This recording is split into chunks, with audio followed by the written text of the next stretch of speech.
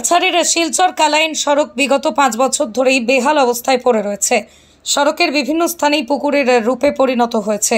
সড়ক সংস্কারের নামে বিভাগীয় কর্তৃপক্ষের চলাচলের ক্ষেত্রে ভীষণ অসুবিধা।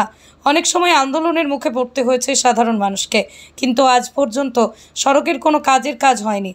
প্রতিদিন সড়কের উপর দিয়ে হাজার হাজার যানবাহন চলাচল করছে জীবনের ঝুঁকি নিয়ে। বিশেষ করে অসুস্থ সহ গর্ভবতী মহিলাদের সময়মতো শিলচর মেডিকেল কলেজে নিয়ে যেতে হিমশিম খেতে হচ্ছে। তারাপুর শিববাড়িতে বরাক নদীর ভাঙন, অন্যদিকে ভাঙারপাড় স্থিত হারাং নদীর উপর ক্র্যাক সেতু রয়েছে। প্রতিদিন প্রাণের ঝুঁকি নিয়ে যান চলাচল করছে চালকরা।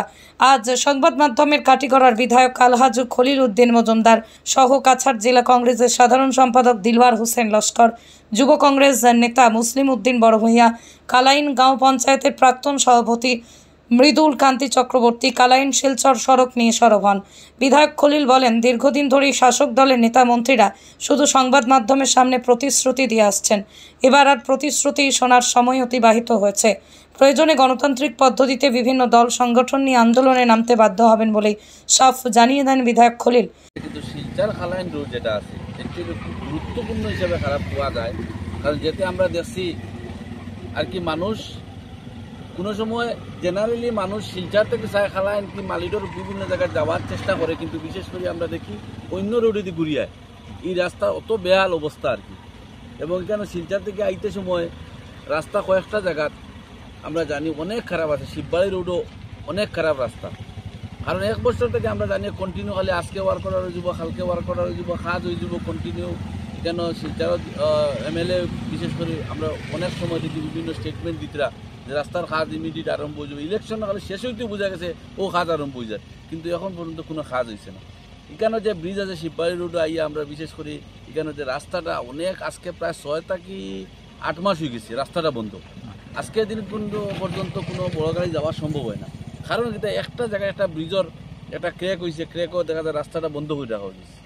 আমরা তো সরকারের কাছে আশা ভরসা আসলো যে এটা তো এই অত ছোটো ছোটো খাম 1 মাস 15 দিনের ভিতরে খাম শেষ হইতে লাগে, কিন্তু আজকে দেখা যায় প্রায় 8-9 মাস থেকে এই রাস্তাটা বন্ধ আছে। পাবলিকে আমরা যাওয়ার সময় আমরা গ্লাস তুলে যাইতে লাগে।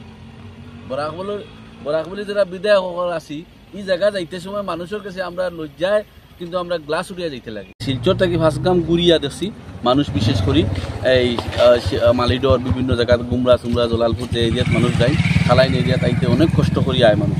এই ধরনের ইমিডিয়েট ব্যবস্থা করে না দিলে আমরা বিশেষ করে বিভিন্ন সংগঠন আন্দোলন লাগবার যে সংগঠনে আন্দোলন করব এবং আমরাও সংগঠন কংগ্রেস সংগঠন থেকে আমরা সহযোগিতা করব। এই ধরনের যদি কাজ চলে না, এবং বিশেষ করে আমরা জানি কাজ অনেক লেট হয়ে গেছে এখন পর্যন্ত, যেভাবে হোক জলদি কাজ করার ব্যবস্থা করে দেওয়ার লাগে সরকারের কাছে দাবিটা। জেলা কংগ্রেসের নেতা দিলওয়ার হোসেন লস্কর বলেন, শাসক দলের উন্নয়ন শুধু ভাষণে, বাস্তবে তেমন কিছু নেই। মন্ত্রী পীযূষ হাজারিকা গত কিছুদিন আগেই বরাকের জনগণকে নিয়ে রাজনীতি করতে এসে উপস্থিত হয়েছিলেন শিলচরে।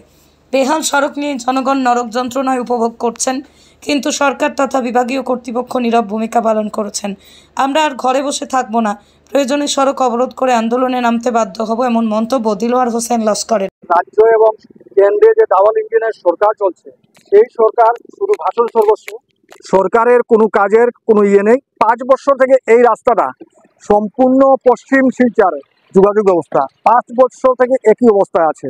শিলচর শিববাড়ি রোড থেকে ভাঙন আরম্ভ হয়েছে কালাইন অবধি, কালাইন থেকে ভাঙন আরম্ভ হয়েছে মেঘালয়ের মালিডোর পর্যন্ত।